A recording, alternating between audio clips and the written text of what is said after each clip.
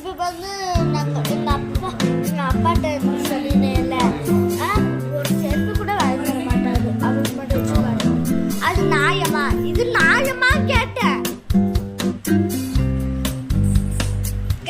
அவருக்கு மட்டும் மேடம் வந்து ட்ரெஸ், வேட்டி, ஒரு டவுசரு,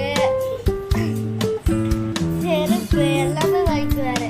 ஆனா பிள்ளைங்களுக்கு கேட்டா கோஸ் இல்லை, நாளைக்கு வாங்கிக்கிறேன், மறுநாள் வாங்கிக்கிறேன் அப்படின்னு சொல்றது.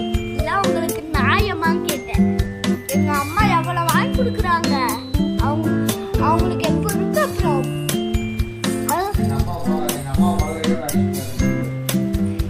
என்னைக்காச்சும் ஒரு நாள் எங்க அப்பா எங்க அண்ணாவுக்கு